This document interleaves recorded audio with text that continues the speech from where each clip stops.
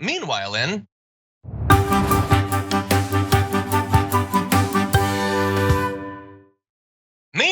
deep in crypto land, cryptocurrency has not exactly had the best week.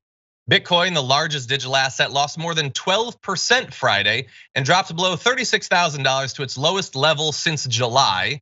Since its peak in November, it has lost over 45% of its value.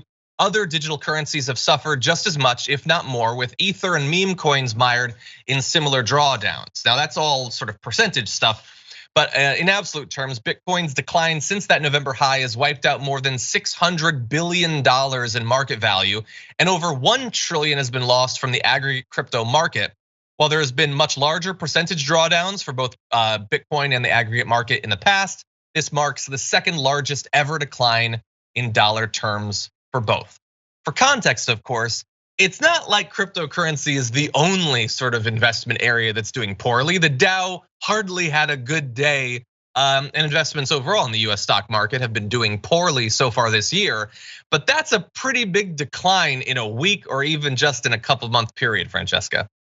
Yeah, and what's crazy is how, I mean, yay, but also how it's linked to like places like Kazakhstan, where now like 18% of the world's Bitcoin is mined since like China kicked out Bitcoin mining, and the government of Kazakhstan is facing huge protests in that country over electricity outages and shortages. And we know how much electricity it takes to mine Bitcoin. I wonder if one has to do with the other. So it's almost like this is not the currency of the future. You know how it like relies on fossil fuels and causes mayhem in second and third world countries. Anyway.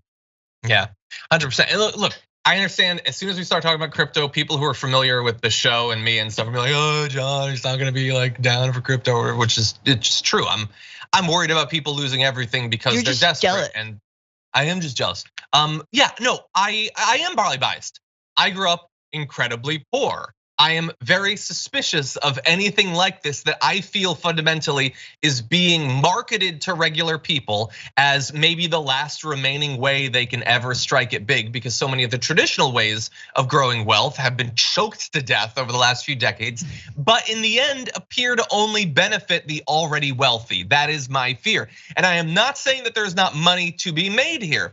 Some people are gonna buy the dip right now, and if it goes up, in theory, they might make money, but I would remind you, what money are they making?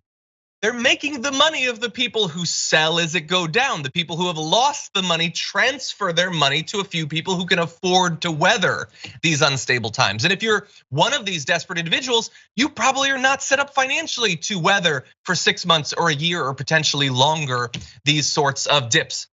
And what, really fast. When I go on social media, the stuff I see about this just makes me even more cautious. Constant tweets and memes like this, don't panic sell, you will regret selling in a few days, with memes and stuff like that. And you can always expect gifs like this, newbies in the crypto world. And then they have a fun meme about them staying strong and diamond hands and all that. A lot of people are going to lose everything. And they're not talking the way, like if this was a rational investment that should naturally grow over time, you'd talk a certain way about it. I don't think that's the way most people are talking about it. They're talking about it like it's a scam that they're gonna beat. More like gambling than anything else, but that's just my uneducated opinion.